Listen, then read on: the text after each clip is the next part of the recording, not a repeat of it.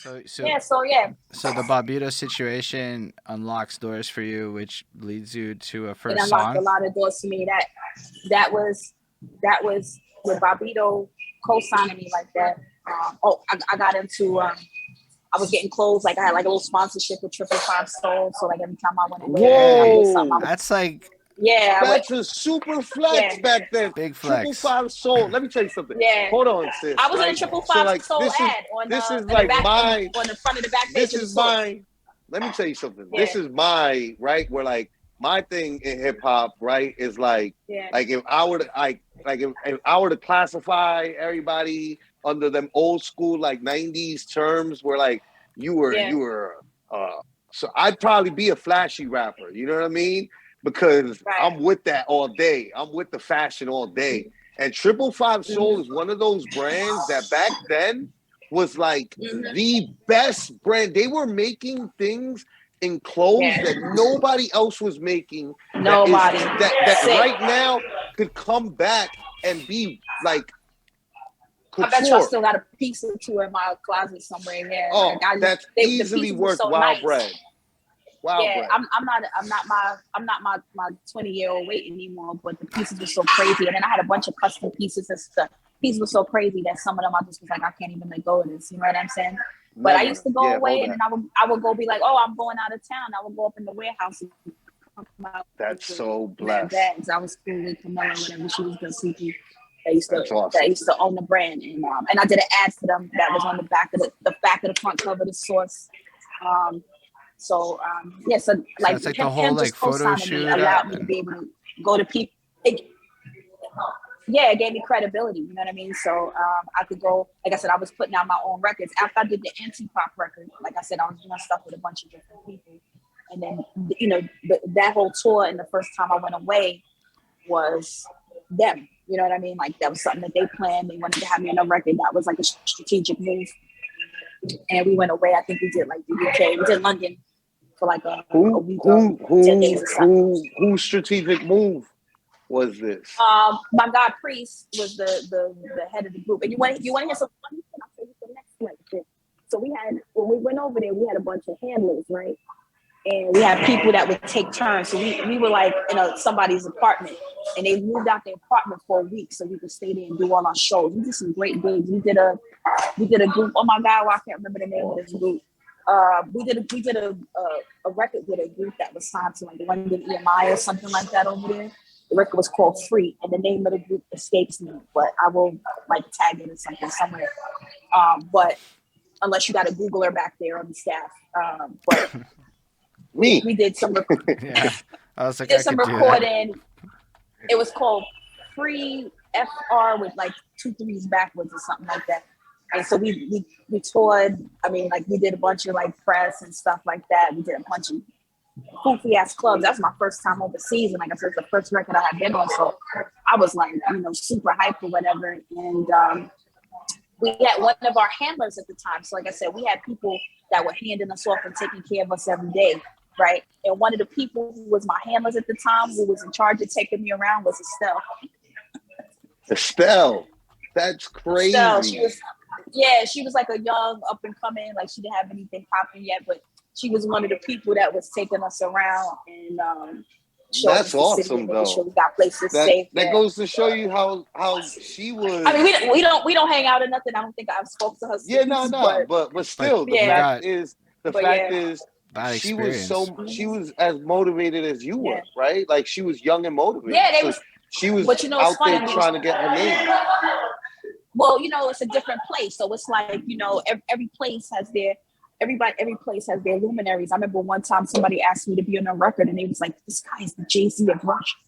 You know what I'm saying? So every place has their folks. You know what I mean? It has their scene, and you see that when you travel. I mean, I was in Poland, I went to Belfast, I've been in Japan. Everywhere had their scene and they had their people. You know what I'm saying? DJ Honda, he was the Funk Master Flex of Japan at the time. You know what I'm saying? And so I think I did a project. On Honda's one of his compilations or something. He used to have a radio show and stuff like that, and he was connected to the same people. Because the scenes are small. Everybody in the scene know everybody, right? Right. But yeah, so but we went out there and then they were like, you know, all of these titles and hyphenates that she has now. People like, yeah, she's this poet and she's really good. You know what I mean? Like, but now she's like doing a bunch of stuff. So, you know, God bless. Now she's she was always, yeah, she was hungry, you know, and we was all hungry. That was the time, and there was a lot of inspiration to go around. Right. You know? So right. So where else did you go on that tour? That tour was strictly the UK, but when I came back, like I said, that gave me, you know, that's how it goes, right? Like you put out a project, and like I said, I had the credibility from Bob. I had already been away, so now it was easy kind of for me after that. That was my expectation also. I put out a record, I shop it, I get somebody to pick it up, I put it out, we promote it, and then I'm calling my booking agent, whoever at the time, my girl Karen, I still mess with her. She was based in Germany, so I've been to a bajillion cities in Germany. But you know, we would call her and then we would go out, or somebody would call me and say, "Hey, I want to come and fly you to this place. Come fly you to France." I think France was my next gig, and I got that on the humble. I was going to the New Eureka Poets Cafe for a show, and my Polyrhythmatics record had just come out. So that was another project we had going on the side. And that was on Nervous, right? Same label as Black Moon, and what's his name? Mad Lion, you know what I'm saying, at the time. And I had the record, had the 12-inch, the vinyl under my arm, looking like a super B-girl, walking through the East Village on the way to the New Eureka. And this dude, black dude, stopped me, looking like he was one of the Force and Bees and Shali's man. Brolic, as they would say at the time, right? And he was like, "Hey, you know what? I can see a hip hop show." It's like, of course, I'm going to one right now. Why don't you go with me? Right? New York. I love New York so much. Yeah, I was like, come with me, bro. So he was like, because he started talking to me, he's like, yeah, I'm a producer from France. And this France had just won the World Cup or something at the time. And they had made a record for the France World Cup win that went, I guess what would be the equivalent of viral at the time. It became a huge hit. They made a shit ton of money. And they were looking for some artists. He said that they had been working with some French artists, but they wanted to make some authentic sounding hip hop with American accents. So me and him are probably in the whole time on the walk. And he's like, "I want to work with you, but I need a guy right now." I'm like, yeah, whatever. You know, I was like, I'm gonna just bring the dude. He trying to pay somebody. You know, everybody's a starving artist. I said, I'm about to roll up in the club with a check for somebody. You know, it's gonna be love, right? So I just went and I introduced him because, like I said, it was the scene. Everybody was there. So I just went and introduced him to everybody.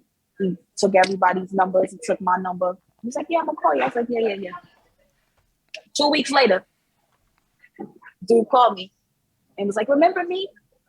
We met in the street. You had the record. You took me to the show." I was like, "Yeah, dude, what's up?" He's like, when can you come to France? I was like, how immediately sound, right? Right. So that was my next trip, and that one was by myself. So I didn't do any tours. I just recorded. I think I went there for I had a job at the time. That's when I was working for the guy that was the Airbnb before Airbnb. And the way I had my job set up at the time was like I had it so I could travel. Like I was doing little college shows and different stuff like that. And I had it set up so I could travel and do my thing. So I worked 4 days and I had 3 days off, right? And it would be crazy because like I said, it was like an Airbnb. So people would come in and travel, and then I would go meet them at the spot, and they gave me a cell phone so I could go and take people. But he had like over 200 apartments all across New York City. So like I said, I had access. I could pull any key that I want. So I would go do a show at Wetlands, and then afterwards for SOBs. And then afterwards I would just go post up, have an after party at one of the empty apartments. Flag. What? That is so dope, bro. Yeah, so but anyway, but I was taking so many days off to record, do this, do that. The dude had told me, he said, this time I think I stayed within the confines, but I wound up losing that job because I kept saying, "Oh, I need a day off. I need a day off." And he was like, "Look, next time you tell me you need a day off, you know you quit." So that, I think it was like the next time after that, but every time I had to ask, my stomach was hurting because I was like, he was a good dude, and he loved me. I did good work or whatever. I had the personality, so he was cool, older dude. But goes to I show took how my humble you are, yo. It's for you to like be worrying about that at that time. But like I that was listen. would have been so egotistical. I would have been like, my guy, listen, okay? I'm a Nah, fucking man. star. That You that gotta was relax. that was a good hustle though, because like I said, I had access to these apartments. I didn't have to pay for it. You know what I'm saying? Yeah, I could just stay where I wanted. I could stay where I wanted. True. Like I had access to the whole city. He had anywhere in the city I could just stay for free. That was a Yeah, come no, up. Are you that's a kidding look. me? It's a And super I was look. getting It's a super look. it was a super look. I got paid for that, so it was always convenient. I live in Queens. Queens is what's bubble. We didn't have all of this, and I was a young starving artist. We had to wait on the bus. That was the 2 fare zone days.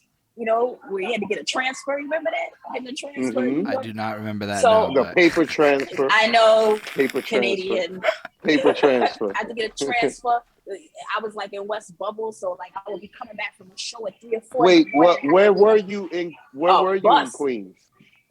I live at Hollis. I live around. I don't know. Everybody knows where the Jam Hollis Master is J, the Jam Master J mural is in Hollis. I literally live around the corner from that mural. You know Hollis is pretty deep Queens, guys. It's really deep Queens.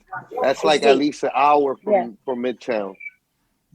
Okay. Oh, absolutely, yeah. And then it's a bus after that at the time, right? So now we Uber, but it was a bus then, and then you gotta wait on the bus for 45 minutes to an hour. So I was young, and I'm a female. I'm out there by myself. I could go stay in a spot whenever I wanted. That was a come up, and it was my little hustle money, right? Because like I said, I was buying equipment. I was going to the studio. I was like in every spot. I could, buy drink. Also, what was the other shit that everybody did? Lyricist Lounge, right? Danny and those guys. I was cool with them. You know what I'm saying? Like I said, I was just everywhere doing everything. So if there was an event, you see me there. I never had to pay. I got it for free. That's why now I don't party, because I don't stand online and I don't pay for tickets. You heard? I'm used to that. You know what I'm saying? So facts. I'll be home. I remember. We got snacks. We got Netflix, Disney Plus, Hulu. You know, you guys That's a party. were a part of. You guys were a part of my, like, when I came on the show, or when I interviewed with Holden that time. Like, you guys were a part of like my story of like, like I got to be young and be around you and Gene and Sarah, and well, for me, it was all the way. And you guys were absolutely like, you guys were the party. Everywhere. You guys were the party everywhere you went, and y'all were the scene. Mm-hmm. You guys were before Sex in the City, before Girlfriends, right? Because people like to pretend Sex in the City is the originator, but like Girlfriends is the originator, right? Like Girlfriends is the master mold, and Sex in the City bit Girlfriends. But before Girlfriends even existed, you, Gene, and Sarah were the scene of New York City indie scene. You guys were everywhere. You guys were everywhere. You guys were party hard, and you guys were a good time. Like, you guys break day for days, and you guys were strong. Like I always consider myself a blessed man in the fact that I've always been blessed to have strong women in my life, period. From my mother to my sisters to then having you guys in my life, and then my wife in my life. Like, I've always been blessed to be around strong women. But like, you guys were the scene, had a good time, but like, we're strong women that were like, it was not a game. It was not like guys were just like, not a game. I mean, it was cool because we party for a living, right? But it was not a game. It was like what we did, right? It was like our job. I didn't even almost, like, now that I'm older, I kind of process it different. Like, man, I was an entrepreneur back then. I was a business person. I was a business. You know what I'm saying? It was absolutely. I mean, I saw it as my profession, but the fact that you were working to be so young, funding yourself, and you were funding yourself, like you were literally independent. Get my own bills. Yeah, like at a time when it was actually, when you think about it, that was technically speaking, it was hard for everybody, much less women. Yeah, the birth of, you guys were kind of like the birth of the new, what we still to this day consider the indie scene. You know what I mean? Like the New York City underground back then, like, was cultivating a scene that didn't actually exist. you know, Nah. and like creating we a scene. did. I mean, New York, you know, people always think about New York as the origin, and that was, like I said, we asked how did it start, and that was the origin, and you know, we had all those vibes, and it was like we could touch it. As a matter of fact, I left out another crazy story. You want to hear another crazy story? I'm gonna take it way back, right? So back in the day, remember Stetsasonic? Yeah. Old school group, Stetsasonic. Oh yes. Right. They preceded. They were the first. They were hip hop band. The hip hop band. Yeah, the first hip hop. First hip hop band. So one of the lead dudes from that group, The Light, I don't know how the hell this dude found me. I guess just word of mouth. But he hit me up one day and said that he wanted to work with me. He was trying to put together a female Wu-Tang, and he wanted me to be the head of the group. Crazy. So we used to record. They had this building in Queens called the Music Building, and it's legendary. Jam Master Jay, a bunch of people had studios there, and he came. He played me some beats. He sat on my couch and talked to my mama because I was dumb young. He sat on my couch, talked to my mama, and told her how he had all these intentions and what he was going to do, and he believed in me and all sort of kind of stuff. And that was back when my mom, when we had plastic on the couch. So I just see him sitting there. He was mad tall. So I keep seeing him sitting on the couch with his knees in his chest and the plastic on the couch. You know what I'm saying? Telling my mom, you know, how he was going to like, make yo, it. Then, I believe in her. Yo, but that's super powerful. You know, like right now. Yeah, I had a lot of touch moments. Yeah, a lot of like moments, no, but that's a blessing. Yeah, the music building burnt down. We was working on stuff, and it's famous. Because, like I said, a lot of people's work was in there. If you look it up, I forgot. Like everybody used to work in there. Like especially all the Queens artists, everybody had projects and stuff going on. They call it the music building. It was on Jamaica Avenue, and it burnt down. And then after that kind of killed the project. Everything died after that. But that was one of my little early engagements. Like I just had all of these little things that touched me on the shoulder and kept telling me, keep going, keep going, keep going, keep going. Yeah. You were getting led down the direction, the path that you were supposed to. Yeah, absolutely. And like I said, I look at it now, and now I'm like doing like a real spiritual way when I talk about growing up with gospel in the house. But you know, I kind of felt like at the time that was kind of like my ministry, right? Like, you know, especially when you start touring and you go into places where people don't even speak your same language, you know, and they know all of the words and you're touching them and stuff, and you start to see the impact that has on people. You know that, you know, it's a gift, right? You know, not just that you're giving, but it's a gift that you're a blessing to have that. Receiving, and to have that experience and be able to do that, right?